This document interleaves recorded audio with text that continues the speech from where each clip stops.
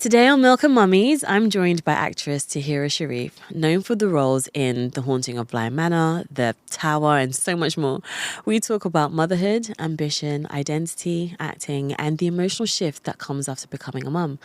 This conversation is honest, reflective, it's funny, and deeply relatable, especially for women who are trying to hold on to themselves while raising tiny humans.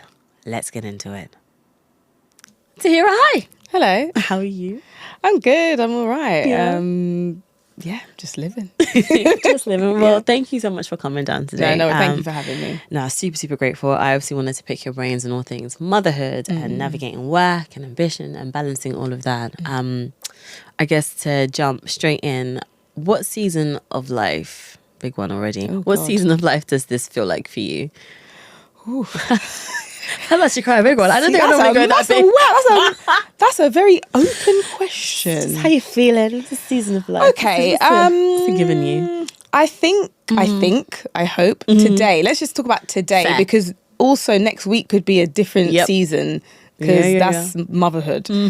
I think today, right now, I feel like I'm in the season of like, oh, okay, kind of refinding myself, feeling like, okay, went through the whole of like, putting on a pile of weight, not recognize my body, then losing a bunch of weight, being like, okay, snatched, snap back, then stopping breastfeeding, putting on a bunch of weight and being like, oh, what the fuck, like whose body is this again? And then I'm kind of like back to like, okay, I feel like the hormones are finally settling down. Nice, okay. The hair is growing back. That is a whole journey. It's a whole journey. Listen, we're still on the journey. It's okay. Yep. That was hard. I'm like, oh, okay. I exercise and eat well. I remember that person, and I'm, getting back to that. Okay. And just being a bit more outside, to be perfectly honest. Yeah. Socializing feels less, less weird. I think when I was breastfeeding full time, it felt like there was always a timer. Like I had to kind of like leave at a certain time get back, or like just my breast would start tingling. I'd be like, yes, they do. It's like, where is like, child? Yeah. Did if ever you heard another child crying, did it have an effect on you? That used to happen to me.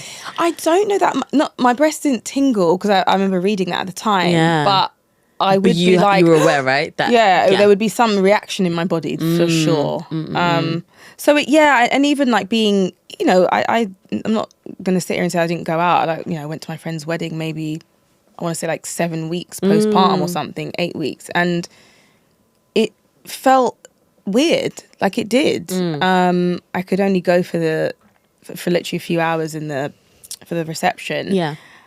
And it was like, even though I was like, oh, I'm having a drink. It just still felt strange.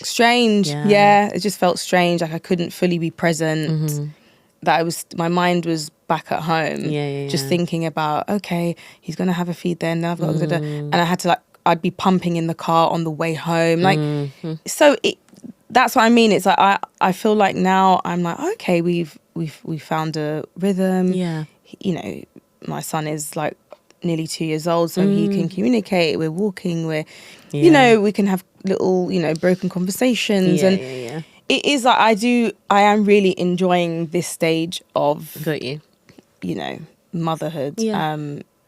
I think toddlerhood is like, it's so tiring. Oh my God. I guess because they're so active, no? So you're now super physical, even though there was an element of physicality, but in a very different kind of way. Now you're having to... Well, I'm just never off my feet. You know what I mean? I'm always standing up, running around, chasing him around. But in a way, I don't know, it is obviously very different to, newborn stage, but, and it's in a lot of ways more difficult. Okay. But for me, I just quite enjoy this stage a little bit more than I did the newborn stage. Okay. Yeah. No, fair enough. I definitely have, speaking about, I guess, personally friends who, some people really prefer the newborn. Some people prefer this version. Yeah. Some people like, I don't know, I prefer it when they're a bit older because I can actually talk to you and I can really see your personality. So it was interesting seeing, I guess, the different parts of the journey that people have, I guess, preferences for. Yeah. And then also, even oddly, because I think it's definitely a societal thing, it's just odd how even saying that you might not have enjoyed the newborn stage is a bit of a, there's a weird energy about it, or there can be. And there are things that I can look back on now about the newborn stage and think, oh my God, yeah, he just slept. You know what I mean? Yeah. He just slept. Yeah. And you fed him and changed his nappy. He'd cry for a bit and then he'd just sleep all the time. But I think because this is the age where they start talking so much, the personality's coming through. He's learning new things every day, and I can see that, and it fills me with so much joy. Yeah, it's the most amazing thing ever. I think I read somewhere, sorry, just to like jump, but and it resonated with me so much that when people without children ask you, how are you doing? How's motherhood, right? Yeah. You kind of tend to focus on the difficult parts. Oh, I'm really tired. Oh, I just don't get any sleep anymore. He runs around all the time, because it's things that they can relate to. Understood. Okay. But it's much more easy. It's much easier to explain to someone without children how the difficult parts of parenthood, but it's so much harder to describe the most, like, the happiest parts and the most joyful parts, because it's just something that they won't understand. And I know that I don't know if that's going to be controversial, but it's just a fact. I can't describe or put into words. That's the thing. When he says a new word or links words together. To someone else, that's like, okay, what's a big deal? To me, it's like my heart is going to burst out of my chest with joy. Yeah. You know what I mean? Yeah, completely. Says the mum. No, I totally get it. Like, for me, it's like, I don't know if you have this about, like, Zena's feet. Since she was born, her feet have just, I'm in awe of them. Bizarre. But to me, they are the cutest things I've ever seen in my life. And she's getting older, so I'm seeing how it's changing and shifting. I'm just like, oh my God. So I think, to articulate that to someone else, it might sound completely ridiculous, but it's just, I guess it's just a way of me charting time and the changes. And it's true, putting words together is huge. Right now, she's using the word distracted a lot. And I'm like, I don't even know how she knew that, to put that together. And her current phrase that she's very, very into is like, Mom, I don't have a choice about anything, but anything. And it's like, it's not even I'm telling her to do something or I'm asking her to finish her food. It could be just, oh, can you grab me that pencil? Or just something random like, Mom, I don't have a choice. And it's with that energy. And it's like, those little things are hysterical to me. It might be like, oh, that's cute. To someone else, I get it. But it's just seeing you make decisions and like really put your personality on something or really articulate a feeling. And you weren't able to do that 3 years ago. Just all things like that. So yeah, it's and that's what I mean. It's indescribable. I still look at my son today, and I'm just in complete awe and disbelief of like that.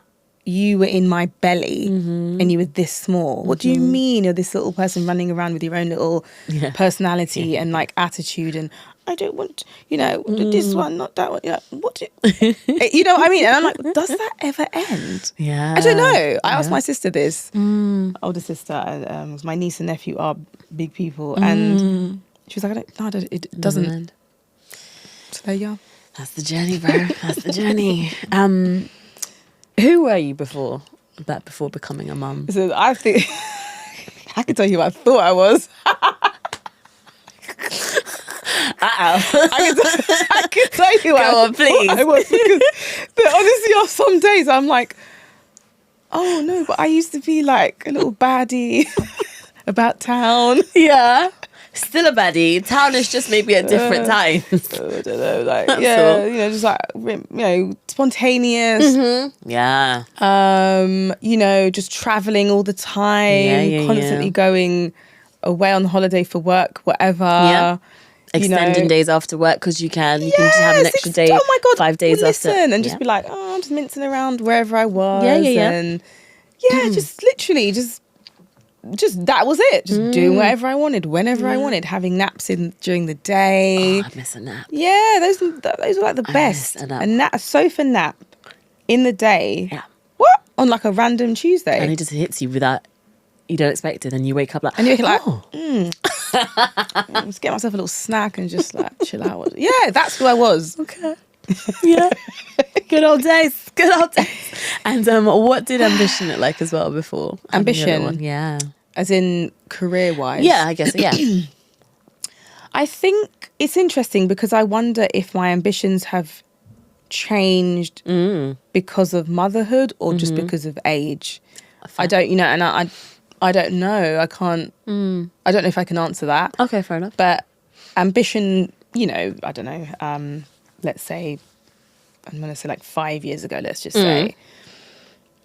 Yeah, I think it was more, I want to go to LA, we work in America, create relationships with brands and kind of work abroad as much as I can. I really enjoyed that. And I think now, it's interesting. I was speaking to my partner about this morning and he was like, oh, but you can still do all those things, now. I said, I'm not saying I can't, but I think priorities have shifted. Yeah.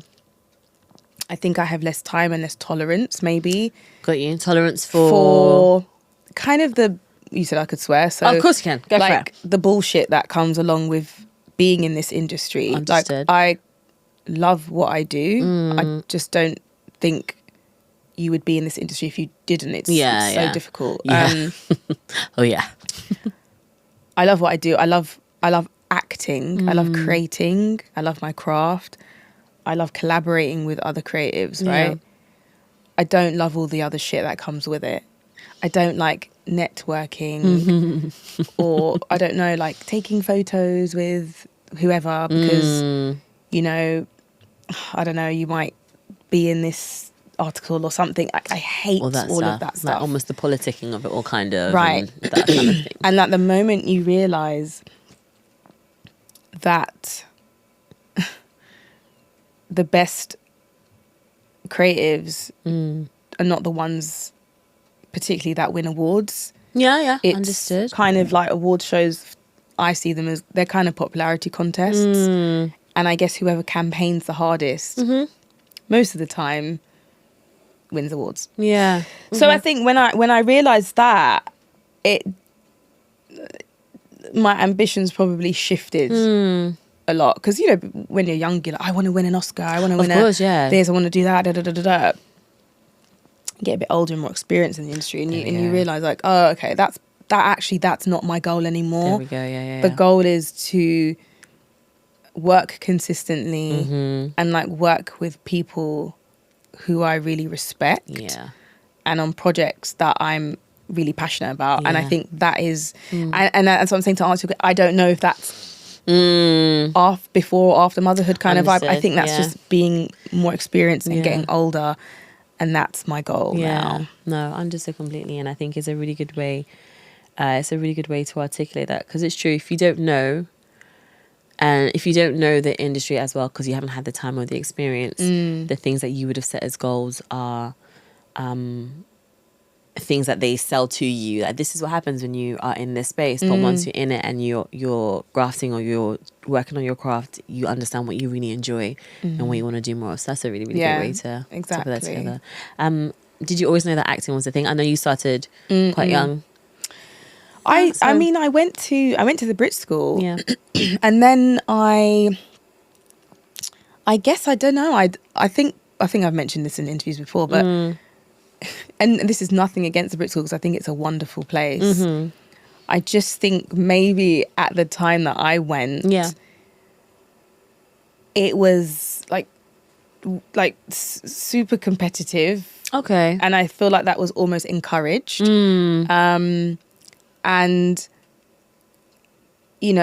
just remember feeling probably quite underconfident. I was, a teenager. I was quite underconfident anyway. Okay. And there were lots of other super confident people in my strand. Yeah. Who were just, like all kind of wanted to be centre stage. Yeah. Wanted to be the centre of, spotlight in the spotlight. And I just thought, oh, that's not me. So maybe that's what... And, at 17, 18, you're like, oh, maybe that's what an actor is. Yeah. So maybe I understood. shouldn't be an actor. Got you. So I had that in my head. I don't think I'm meant to be an actor. Got you. So didn't really pursue it professionally. And I didn't go to like an accredited drama school, which most people kind of, that was like the normal route. Yeah. And it wasn't, and so I it wasn't until my auntie told me about, at the time, identity drama school. Yeah. And at the time it was in East London. Yeah, the classes were, and I kind of thought, I like acting. I had no ambition of acting as a profession. Okay. It was just like, I really like acting. I'll go to these classes after, in the evening or whatever. Yeah. And it just, I think it was like, I had a really good, I was like, wow, this is actually, I really enjoyed this. Same. Yeah. You know what I mean? Yeah. And the teachers were fantastic, and everyone I was attended there with, who were like absolute OGs, now, but were just like-minded individuals who at the time had no, it wasn't about like being famous or getting on a Netflix show or like, it was none of that. It was literally, we all love this craft and we want to learn. Yeah. And it was fun. It was fabulous. Yeah. Do you remember when you went? I think oh God. No, I always try to remember when I did. I think I was there from 2017. I think I did 3 years then. Do you know what? Because I went there quite on and off. Okay. Yeah. I'm literally trying to remember. I went there for quite a while. On and off. Yeah. And then where did it move to? It moved to, when I first went to central London at some point. I was in Shadwell for a bit. Shadwell, and then it moved to Brixton. No, I never went to Brixton. And then Stratford at one point. So they were like, depending on what day I had, it moved then. But I don't know where it is now. I don't know where it is now either. But I remember it was in, I don't know. I'm not really. I don't really East London. I'm like, it was in London. It was somewhere in East London. It was in East London somewhere. And the classes were there, and then the classes moved to like Tottenham Court Road somewhere around the huge street, somewhere like around there. Okay. And then I think that's where. I'm pretty sure that's where my journey ended. Because then I was like, oh, okay, it's assigned to agencies, kind of started acting professionally, and was like, oh, and then just kind of naturally didn't have time to do the classes anymore. Yeah, no, I hear you. You've touched on this a little bit actually, with you talking about, I guess, what you were like, your personality was like at the time when you were in Brit school and moving into that sort of space. But I wanted to ask, what was younger Tahirah chasing when you were thinking about creativity? Was it stability or artistry or validation? I sense it's not validation. So was it more being able to be artistic as much as you could be? I think, I'll be honest, that's quite a big question. And it's trying to think back to teenage me, I literally am like, I think I just genuinely always loved films. Yeah. I just loved films. I loved books. I loved using my imagination. Yeah. I liked pretending. You know what I mean? As a child. And I think watching films and it occurring to me, and some telly back then, but I guess TV wasn't really what it is now. Yeah. You know what I mean? It was more films. Yeah.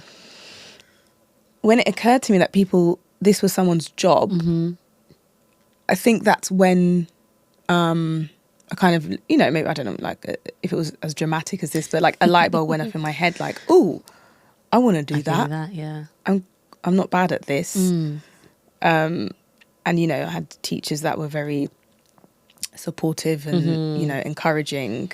Yes. So I guess that's when I started to pursue it. And again, it wasn't a kind of, it wasn't like a famous thing. That wasn't really something that, I don't know, it was never really anything that I sought after. I had no concept of money in terms of what the industry could earn me. Yeah. And so I guess it literally was just, I just want to use my imagination. Just do that. No, I hear you. And pretend for a living. That's it. Like, that's literally it. I just want to, like, delve into these stories and be able to tell them and like entertain people. I think that's all that it was. Yeah. No, fair enough. And then sort of maybe fast forwarding a few years, did you know you wanted to be a mum? Was that ever something that was in your orbit? So interesting, isn't it? Yeah. I'll be honest with you, and I know that I know that, like, it's not always the answer people want to hear, but I think growing up, because society kind of just, you grow up, you get married, you have kids, you buy a house, and like that's life, right? Yeah. And so I think in the back of my head, I was always like, oh yeah, I'm going to have kids, because that's just, it's just like what you do. Happens, it's just what you do. It's just like part of life. And then as I got older and older, I think I started to question like, I don't know, actually, like, do I want kids? Yeah. Like, it seems quite hard, right? You know what I mean? No, but you know what I mean? And I always really had a lot of admiration for women, because I have, friends like that who just always knew without a shadow of a doubt they wanted to be a mother. Got you. You know what I mean? I'm like, wow, I didn't have that feeling. I just didn't. Yeah, fair enough.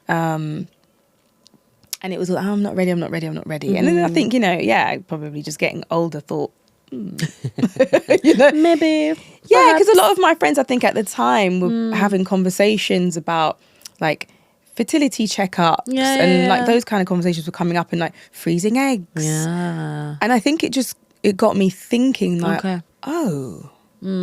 not thought about this at all. So, it was a good thing, because it sparked a lot of conversations and speaking to friends and stuff like that. And I actually remember getting a fertility checkup, and everything was fine. So, okay, whatever.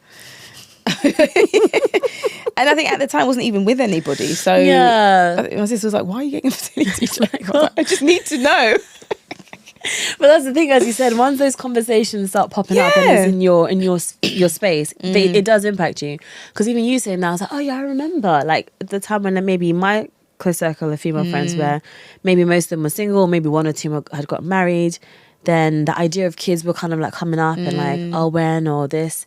And depending on what the approaches were, some people were more concerned about, I would like to have the partner, have the home, then start families. Some people were like, I don't care, I just want to have the kid, because they from day I'm going to be a mum. Some people are like, oh, I don't know. Some people are like, you know what, I'm happy if it happens. If it doesn't, fine. But it's true, once those conversations are happening, then it kind of really just starts there, just a little bit. It just starts planting seeds. Yeah. And then I think when I'm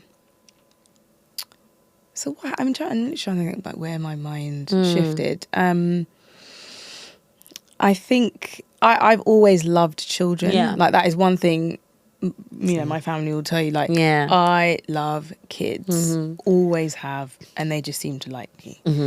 And I think, as I said, the older I got, started kind of thinking about the actual reality of becoming a mum. Yeah. And it's difficult in this industry. There is no stability. Yeah. There isn't maternity leave. No. There isn't any of that. And so I think that also, and, there's no support. And a lot of my work before having my son was abroad. Yeah. And when I'd get those auditions through or get the job, some jobs I'd like pack up and leave within 3 days. Yeah. Like, cool. Yeah. So I had to kind of weigh up all of that and think, well, is that even going to be possible? All sorts of things. But ultimately, I think in the end, my body was like, we want to make a baby. It literally was just something primal. I can't lie. It wasn't like overly thought out. I love how you're cracking yourself up when you're saying these because things. It was like, okay, in a year's time we're gonna it just wasn't. It was like something primal. I'd been together with my partner for a while now. We'd had conversations. He wanted to be a father. But I think he was the same as me. It was like, look, if this happens, it happens. But if it doesn't, it doesn't. Like we're not gonna go down any other route. But let's just, see what happens. We'll see what happens. You know what I mean? That old chestnut. Well, works. And I'd already I'd bought my house, so I kind of felt. I don't know why that made me feel stable, because. Adulting. Oh yes, it's crazy. Fun. Yeah, it's great. Don't buy a house. No one buy a house. It's pointless. The thing is, I understand that so much, but anyway, it's fun. Yeah, it's just Anyway, one of those things. yeah. Again, society, buy a house. So I bought a house. But I think, 'cause, I was kind of like, had my base, so I kind of like, Yeah. okay, yeah. And you know what? I'll tell you what happened. No. I'll tell you what happened. I'm going to say it. I had just filmed a show Yeah. called A Town Called Malice. Yes. And that was on Sky, right? And I don't want to go into it all because it was just heartbreaking. But basically, it aired. It was like going ahead 100%. It felt like, 95% going ahead for a second season. Understood. Like, yep, guys, we're going back to Tenerife for 6 months. We're going to have an amazing time. Yeah. Second season, let's go. Didn't happen. Okay. Got cancelled. Perks of the industry. Didn't happen. Yep. Crushed my soul. Man. And it's interesting because that job, had that gone for a second season, I would not have got pregnant. And I specifically remember a producer on that show being like, T, don't fucking get pregnant. Because like, we need you like active for season 2. Yeah. And I was like, oh, it's an odd thing to say to me, but okay, cool, understood. Okay. Didn't go ahead for a season 2. So I was like, let's make a baby. I can do it now. No, but I thought, you know what? Fuck it. I've just done season 3. Yes. I've just done season 3 of The Tower. Yeah. Then I had like a little film after that. And Yeah. I thought, well, if we're not then doing season 2 of Town Called Malice, then I think now this is the time to do it. Yeah. And I honestly just, thought, oh, I remember saying to my partner, it might, you never know what is going to happen. Yeah. Let's just be kind of open to that. Yeah. It might take a while, could take 6 months, could take a year. I don't know. Who knows what's going to happen? Nah. And then you sneeze. Okay. Immediately pregnant. Oh shit. Okay. Okay. Well, it was meant to be. There you go. And 100%. I was speaking to somebody and they were like, another actress, and it was very much the no's that had happened in her career obviously sends you down different paths. And if those no's didn't happen, she doesn't think she would have fallen pregnant at the time that she did. And this is another. So it's like, it's incredible the things that just redirect you. About. Listen, that 100%. Of course, I mean, like, I just feel like every child's meant to be, but like 100%, he was meant to like, Mama, be I'm coming. Meant to be here because wow, crazy. There you go. I know you've also just like outlined. Sorry, I was going to pull on the thread of, I guess, career and work and opportunities versus how it impacts the thinking behind motherhood. But I think you've kind of expressed that quite well, just how much it can not slow down the life side of things, but I'm aware it has impact. As you said, somebody was able to say to you as well, you know what, don't get knocked up, please, because we need you to be super active for this, rather than A, not saying anything at all, or B, even if you did get pregnant, understanding how they can work with you around that. That's also a choice. I mean, it's a possibility. Yeah. So there's that. So cool. But I did want to kind of put a little bit of understanding, even for you personally, despite the fact that certain conversations were happening in a friendship space or just in a life space. How much were you hyper aware of, if I'm pregnant, I won't work or I can't work? If that was ever a real like motivator not to be pregnant. Do you know what?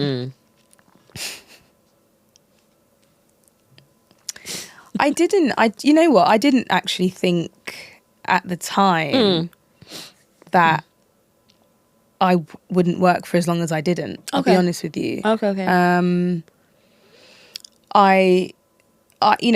There are lots of other actresses that I've worked with that were able to work whilst being pregnant because production allowed for it, or the type of role that they were playing suited it, or or whatever. And I quickly realized that, for me, that wasn't an option. Okay. And maybe it's because of the, I hate this kind of term, but the casting bracket or type or whatever that I'm in. But I guess when I think about maybe the last however 5 years, whatever, of my career. Yeah, I guess I am. A lot of the roles that I've done are quite active, or I have, there are intimate scenes, there are fight scenes.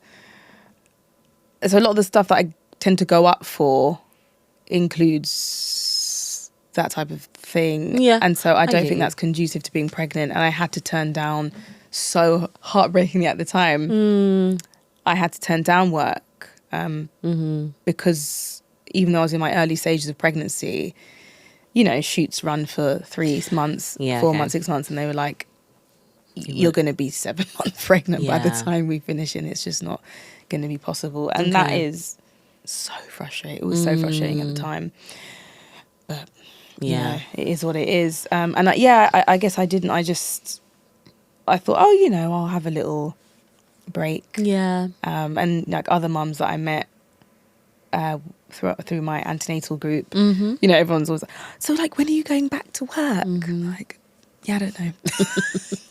That's not how it works. That's not how it works for me. I have no clue, comes up, babe. and then you go and Yeah, you're back and you wait and then you go. And then you, but I think, again, I think as we were saying, like kind of with things working out how they were meant to be, I think things worked out exactly how they were supposed That's to. good. I'm glad. Because actually, I think when my son Zen, his name's Zen, when I was maybe taping for stuff, I don't know, I want to say like within 4 months postpartum or so, 4 to 6 months, and thinking, no, I'm ready to go back to work, I'm ready, yeah, man.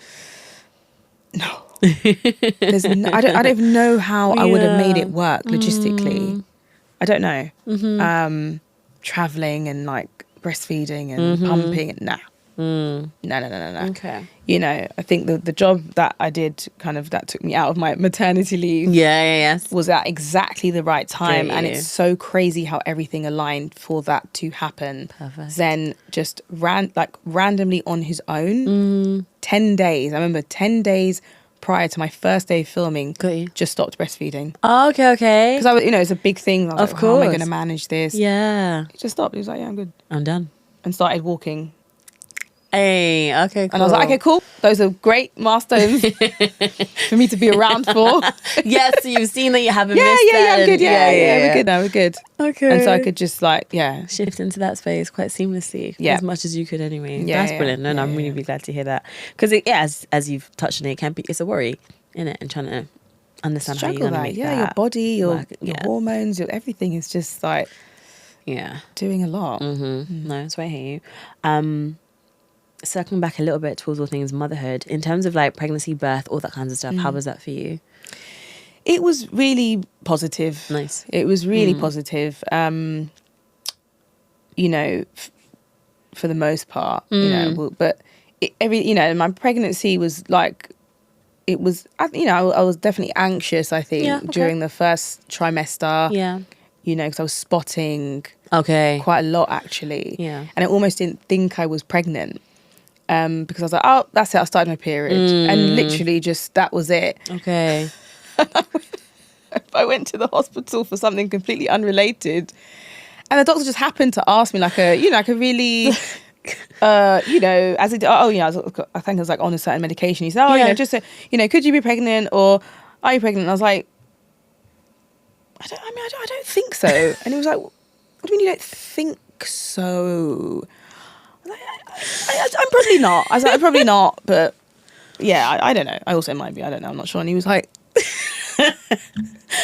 shouldn't really be taking this medication. Oh, okay. And have you not taken pregnancies? And I was like, no, but I'm not pregnant. So there's no point in it.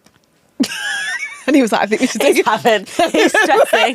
What have I just done? What have I prescribed? And you're like, no, it's fine. No, I'm good. I don't think I'm pregnant. He was like, I think we should take a pregnancy test. I was like, oh, okay, cool, man.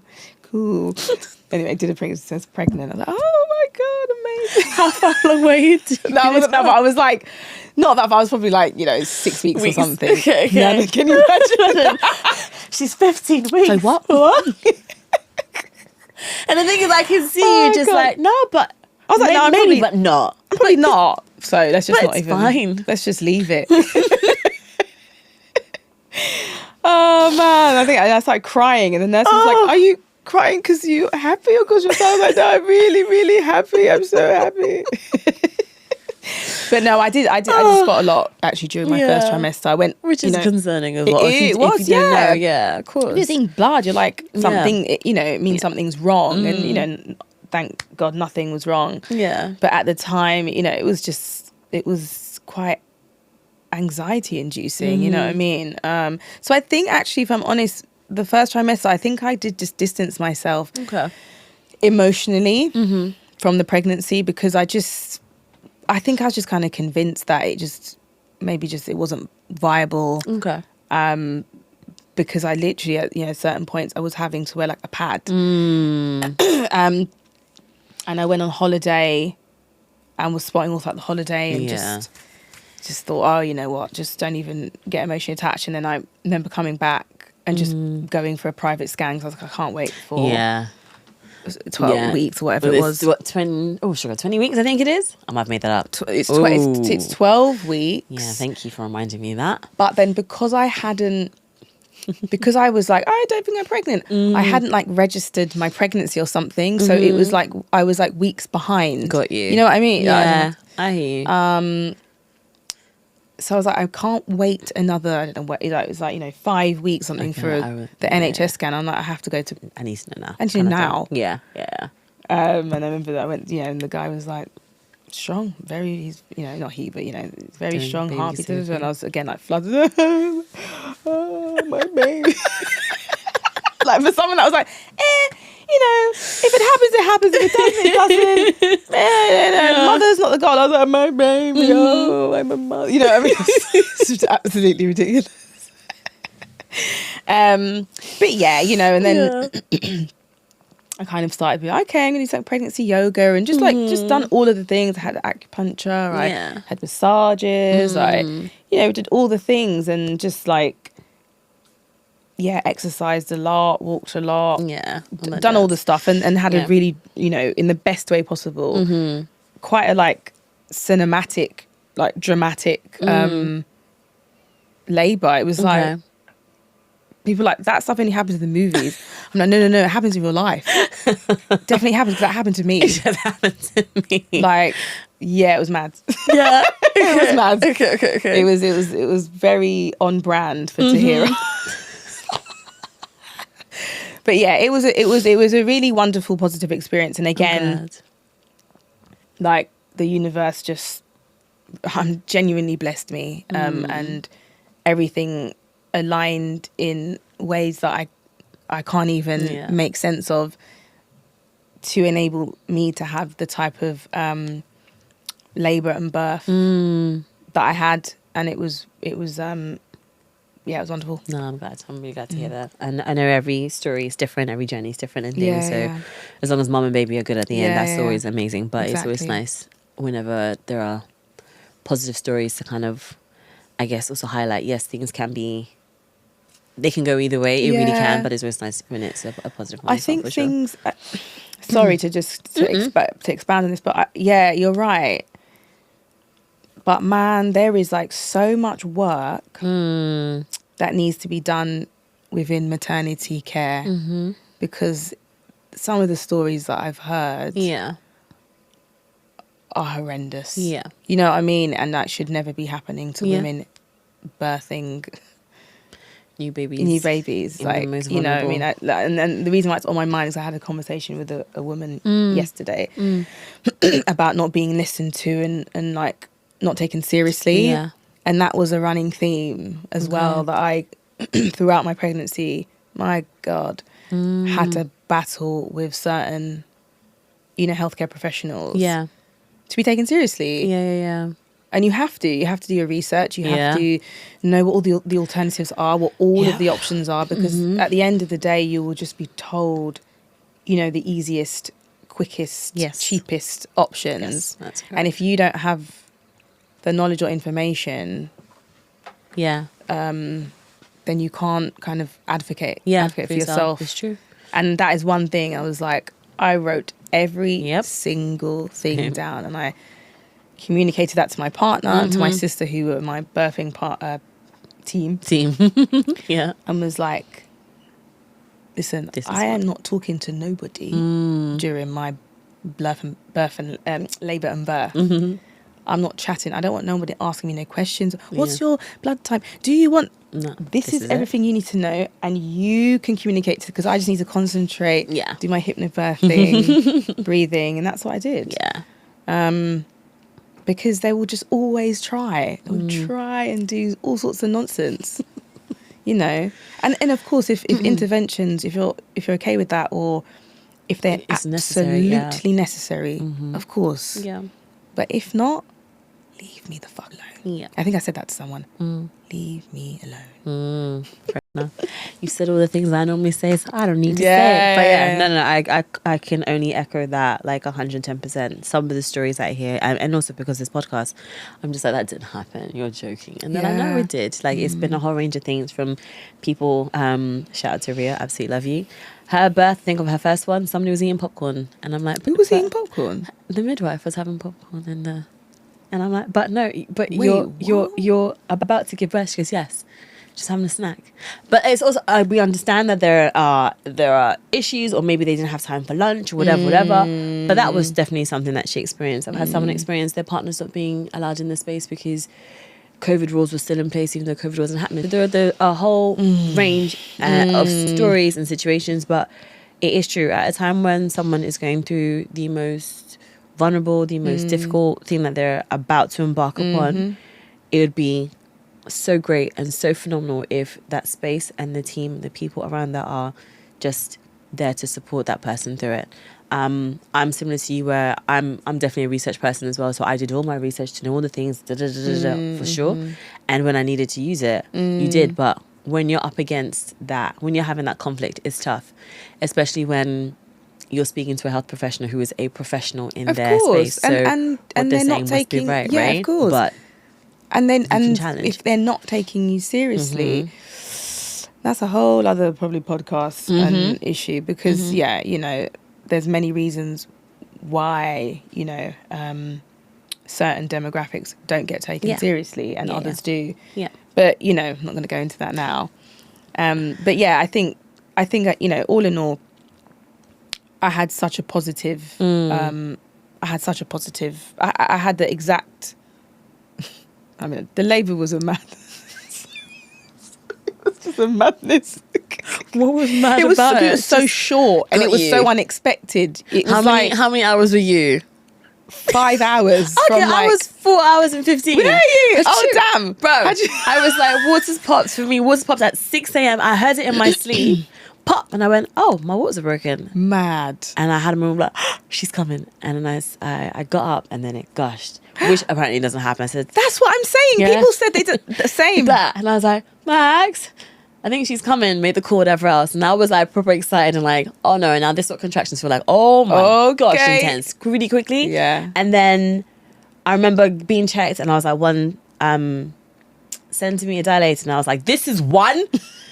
And then before you know it, no, she's at 7, and then jump. And so then so 6 o'clock it started on the dot, and by maths failing immediately, 10:15, 9:15, 10:15, she was there. She was there. So they were like, you know, if you have kids again, and you're someone who seems you will labour quickly, so get to where you need to get to really quickly. Wow. I was like, oh, high five. 5 hours. Cool.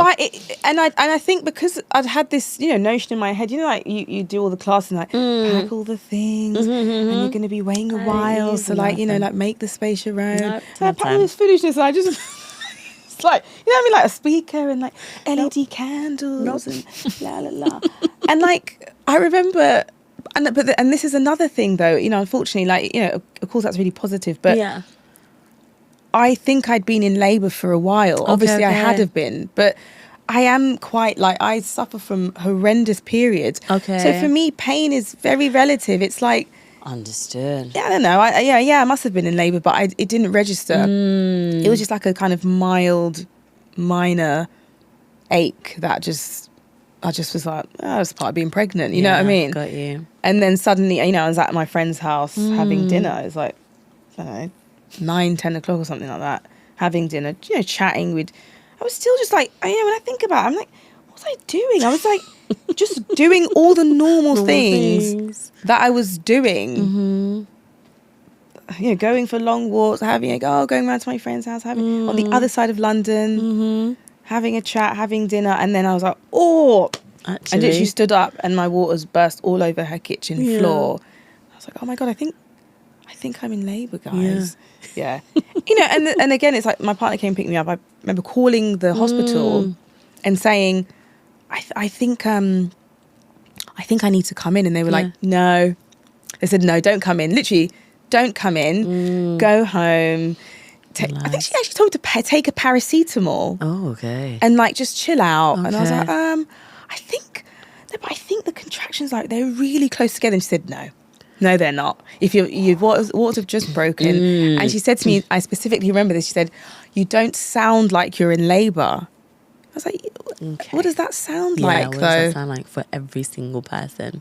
What does that sound like? Yeah, I can still talk and have a conversation. But anyway, that was our whole... Tahirah will be back for part 2. Listen, anyway. But fast forwarding along, or just to touch in with you a little bit, do you think motherhood has made you softer or more dangerous?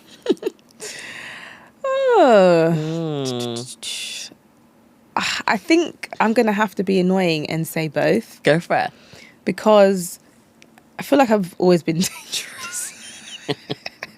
The thing that's getting me is the fact that you're laughing about it. So I'm like, huh. Yeah, I think I've always been dangerous. So that's not like a new thing. You know what I mean? It's maybe amplified slightly in certain situations. Being super protective or whatever. But maybe I would say I've become a softer. Okay. I don't know what people closest to me would say, though. Fair enough. That's the only thing.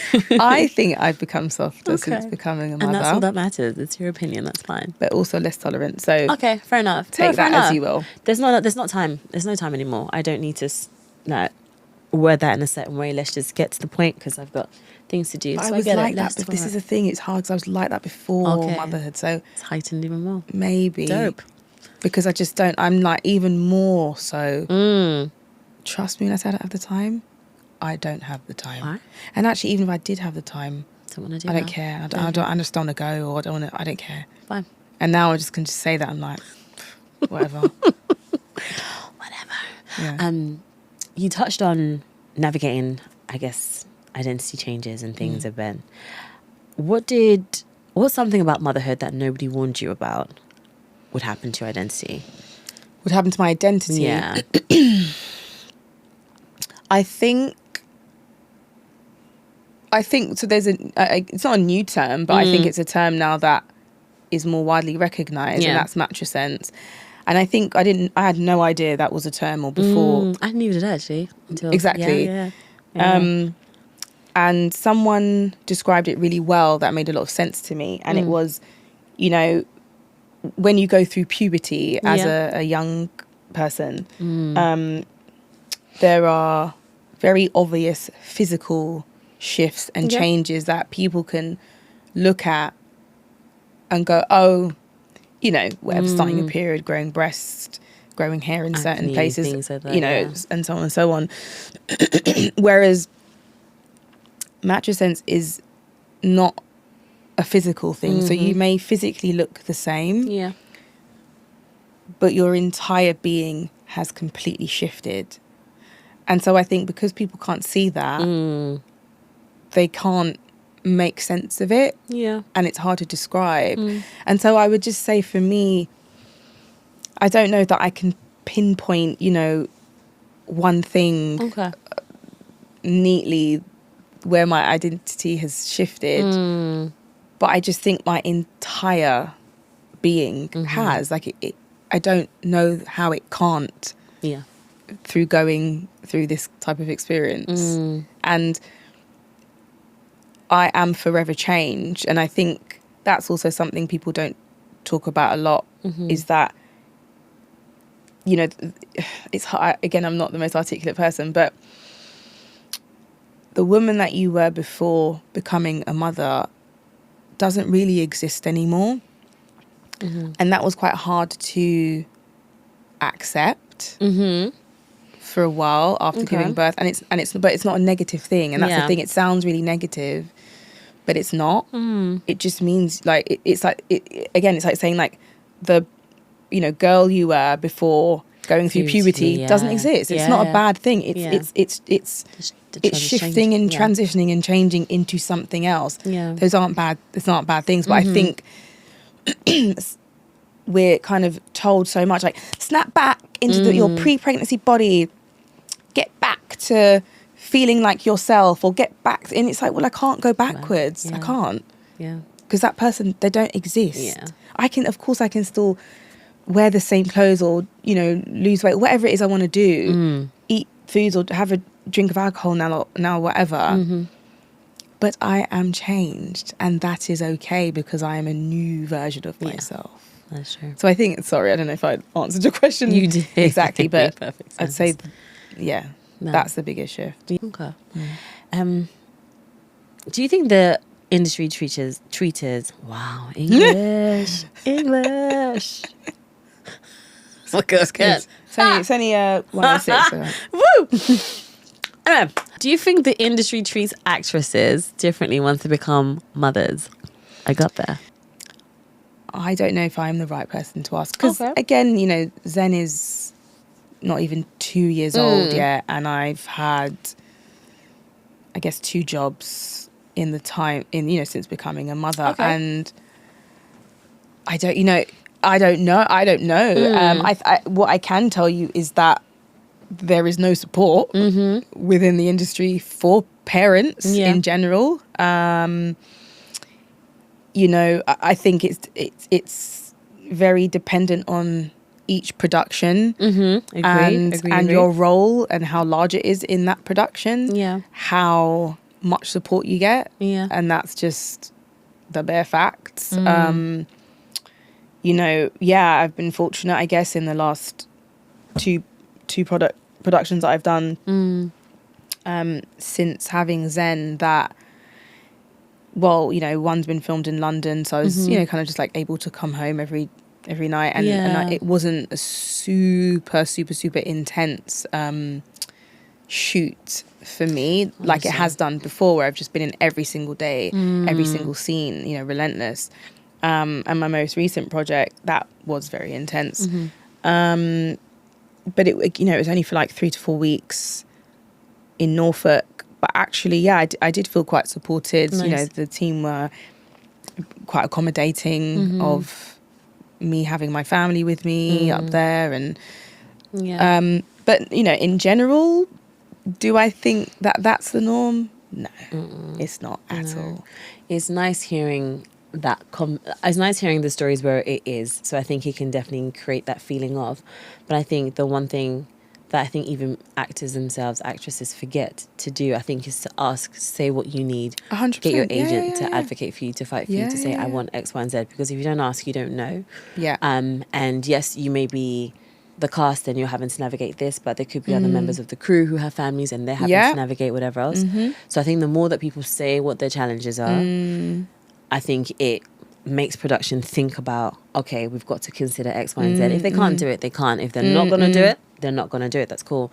I think don't forget to ask. That's the biggest thing I kind of say to people. Like, you should, because otherwise you're out here trying to figure out childcare and whatever else before you get to your job, and then you still need to be present for the character or whatever you need to present. So I think that's always know like your lines and all that kind of jazz. Stuff.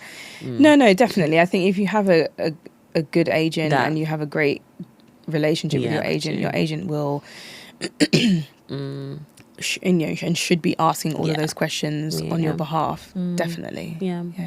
I know you've just said that since becoming a mum, you've worked on 2 projects thus far, but has motherhood changed the types of roles you're drawn to or the types of stories you want to tell? No, it hasn't actually. That's so interesting. I don't think I've ever even thought about that. Yeah. No, it hasn't at all. I mean, explicitly, I will say, yes, probably in that sense. Like, I think maybe you know, like maybe, I don't know. I'm trying to think, like, would I have been open to nudity before motherhood? I think so, you know. Okay, cool. I think I probably kind of was like, yeah, if it's the right project and, you know, it's handled classily and tastefully. I think I was kind of like, you know, I've got a cute little body. Yeah, I don't mind. And it, you know, you need to tell a story in a certain way. Sure. Yeah. Now, absolutely not. Like that is No? not no. Okay. Like that is maybe the only thing that I would say has as like it's a definite no. Like I just don't even give a shit what the project is. No. I don't care Okay. what it is. You ain't seeing nothing. Your face. No, like because also I'm always like nobody wants to see my postpartum post breastfeeding breasts. Like no, and I don't want to show them. So no, I don't care. No, fair enough. My energy is more like I did what I had a kid. I'm like everybody look. I'll see how I feel, but again, it's everybody's. But that is, and that's also absolutely fine. Yeah, you know what I mean. But it's just maybe that's my own confidence. I'm just like, no, I'm good. But just even just the thought of it, I'm like, no. It's just your face. You're like, absolutely not. Every time it comes up, I just like, no, no. I don't care. No, it's a no.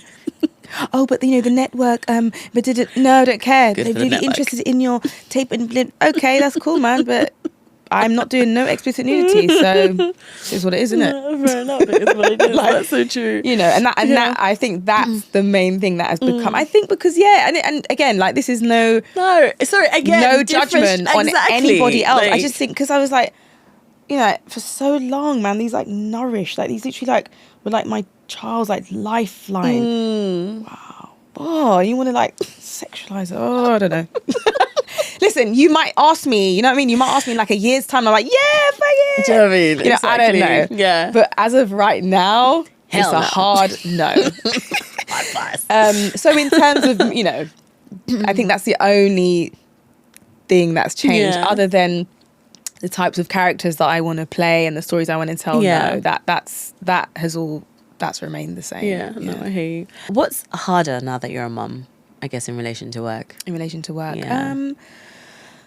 Learning lines. No, I get it. No, but completely like reading lines. something from start to finish. Yeah, impossible. I mean, that takes a while nowadays. Mm-hmm. Yeah, you know, before I'd go like, okay, I'm gonna like turn off all electronics and just like dedicate like, you know, the next 2 to 3 hours to going through my script, 2 to 3 hours now.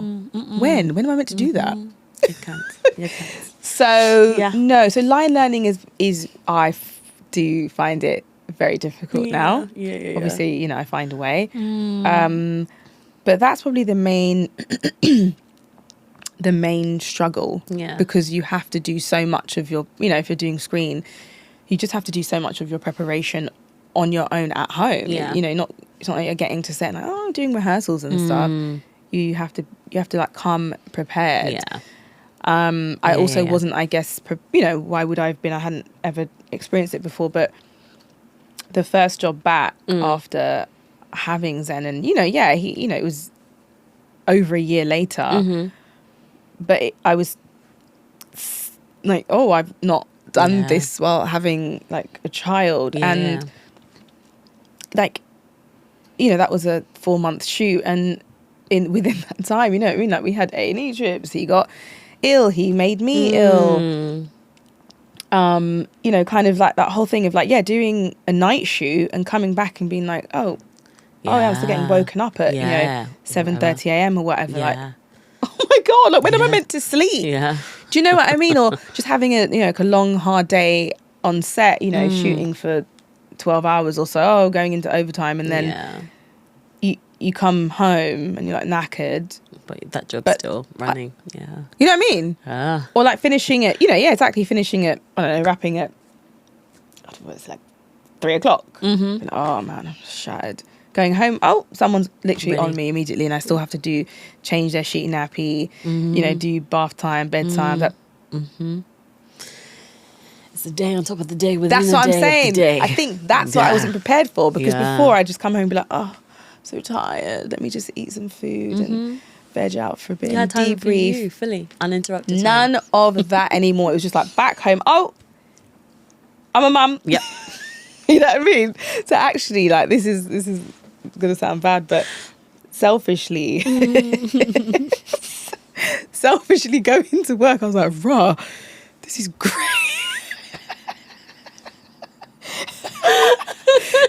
Literally those first couple of weeks on set, I was like I know I was like getting really anxious beforehand. I remember getting like really anxious, like, oh, I don't know if I can do this anymore. Oh, I'm gonna miss, Zen, and Of course. oh, my body is, different, and like, all this kind of, I mean, all this kind of stuff. I haven't been in front of a camera acting for like 2 years. Listen, the first couple of weeks on set, I was like, wow, I feel like rested. I can just like eat my lunch, just like uninterrupted, and like talk to other adults without being interrupted. I felt that the guilt was not what I thought the guilt was going to be. The guilt was like, I'm actually having a great time. This is great. Just like really relax. Oh my gosh, that's brilliant. Yeah. What advice would you give to other creative mums when it comes to trying to keep their dreams alive? Gosh. If there's something you could share. It's hard because I think it really comes down to, and I know not everyone has this, but it just comes down to your support system. You need to have, not need, but it's ideal obviously, but ideally it is great to have a really supportive partner, because I just or someone, whoever your grandparents, person is, parents, family, friends, like, because this industry is so unstable.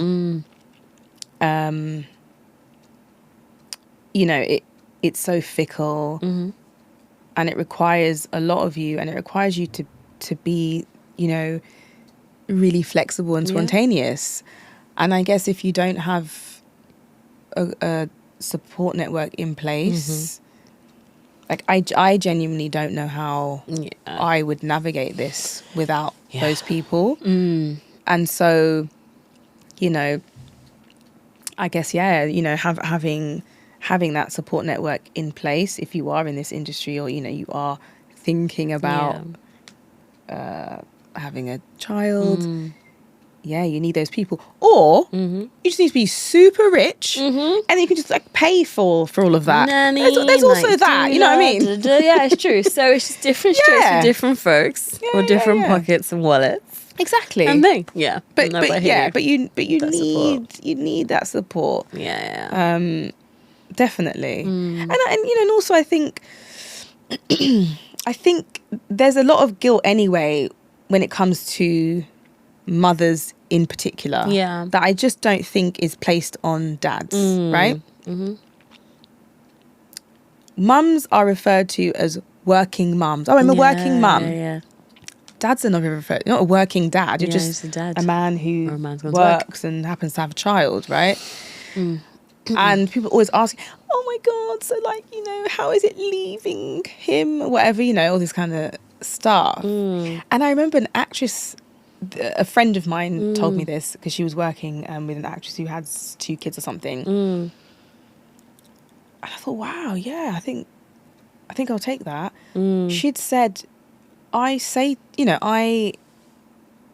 my girls, this is what mummy does, right? This is mummy's job. Sometimes it may take me away from you, not for a couple of days, whatever. However, I might miss some dinners or so on and so forth. But in order for me to be like present and like joyful and happy and, engaging in all the things that you want mummy to be with you, I need to do this thing that is mummy's work, because that brings mummy a lot of joy also. And I think there's nothing wrong with that. And I think for a long time, I remember even this my latest role required me to go to Norfolk for 3 weeks, right? And I remember thinking, because it's a lead role, and it had all of the lines, all the time, in every single scene, in every single day I was in. There was no, got a day off, I got after. It was every day from morning, to wrap, right? And I just remember thinking, I don't know how I'm going to, I genuinely don't know how I'm going to do this. And the subject matter was really heavy and dark and emotional.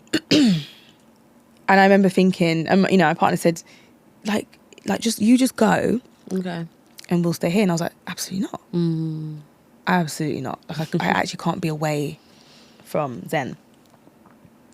Then I thought, you know what? I think I need a few days. I think I just need to settle in for a few days. Got you. On my own. Get the first few days out of the way. Remember that I can still do this. Yeah. I always suffer from imposter syndrome at the start of every single job.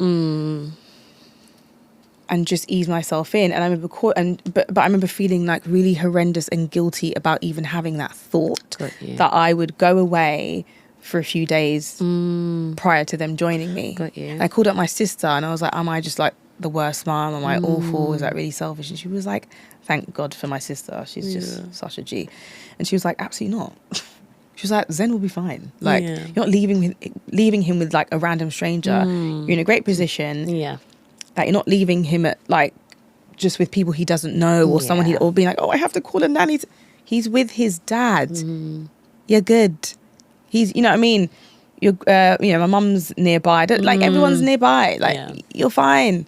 You'll be fine. You're working. You need to go and concentrate for a few days and just settle down and ensure that you're okay.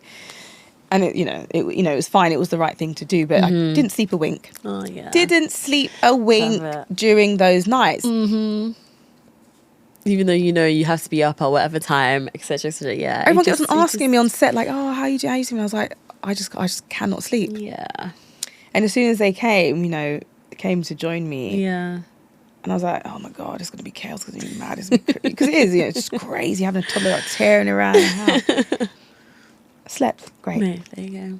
It's just weird. Weird. It's very, funny. very weird. Yeah. It's just crazy how it all works. To wrap up, even though I don't want to wrap up at all, but to wrap up, I'm going to do some quick fire questions with you. Just say I'm not a quick fire person. Listen, I always say it's quick fire and it's not. So it's just cool. I don't even know why I call it quick fire anymore because it isn't. I'm like a rambler. I was ramble on and on and on. All right. Okay, I'll try and keep it snappy. Let's see. Sleep or coffee? Sleep. I don't drink coffee. Fair enough. I thought you wouldn't actually. Didn't think so at all. Self-tape with chaos or perfect silence? Oh, perfect silence. Okay. What's the most mum thing you've done recently? I can't think. I don't know, organise various play dates. Oh, sorry, it's so boring. Okay, but it's super mum stuff, right? Very okay. Mum, yeah. And what is your current, if you're able to watch anything, what's your current comfort show? Ooh, I mean, do you mean just like a show or like... I was thinking TV show, like a comfort kind of TV show. But you might. I mean, it's not. I don't know if it's comfort, but I just think it is like Go on. got me in my soul. Paradise. Oh, okay. Sorry, I didn't need to see that at all. But no, I have no. Dope. I haven't finished. I watched the first episode. First episode. Oh man. Oh no, you don't do the episode. No. I was just saying. I watched the first one thinking, oh my gosh, I need to have the right setting to get into this, and I haven't since. That was ridiculous. I'm so behind. You don't need you need to pay attention for sure. Yeah. But I mean, I just watch stuff like when I'm getting, you know what I mean? Because I'm like, I can't sit down. I'm like, I'm gonna watch something for 3 hours now. Like, no. That's what I'm trying to create for myself, and it's impossible. Just get it in. On your iPad, you know what I mean? When you're, like you're doing your hair or whatever you're doing, I don't know. Yeah. One word your friends would use for you as a mum. Me as a mum? Yeah. What they call you? Oh, gosh. Protective. Nice. Yeah. Okay. High five, friends. That's dope. And, oh, I don't know if he would have done this to you yet. What's the last thing your child humbled you over? humbled. Yeah. Yeah. That child humbles me all the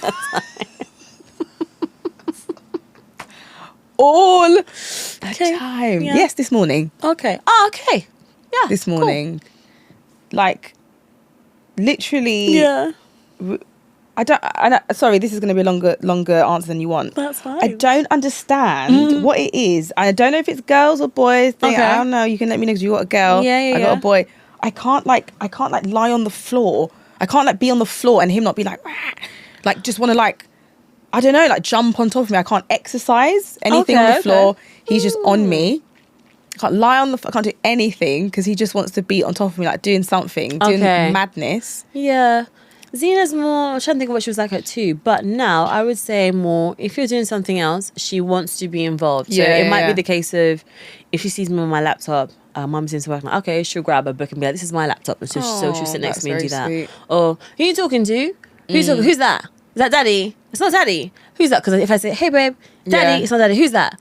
Oh, hi. Like, so she's wants to that. be involved. She's involved, but she wants to have an active role in it. That's it. So less of the physical. She does love to wrestle and stuff anyway, but less of the physical. Yeah, it's just more of that. Zen is just physical. So so today I was like, he got up really early and I'm trying to be like, I just want to just have a little, doze.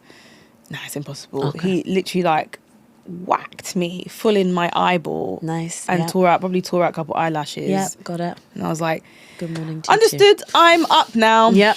Wide awake. Thanks for that. Yeah. Motherhood. It's great. Yay. Thank you so much for your time today, and thank you for sharing in the way they did. No, it's so important, and it's so valued, because for anyone in this space who's about to go back to work or is wanting to go back to work and all of that, these are great blueprints for them to follow, or things to understand can happen, and hopefully they can better navigate stuff. So thank you, dear. Thanks for having me. And to everyone listening, if this episode resonated with you, please make sure you share it with another mum, another creative, or a woman who's just trying to figure it all out in real time. Don't forget to like, subscribe, rate the podcast, and follow Milk Mummies for more conversations like this. See you next time.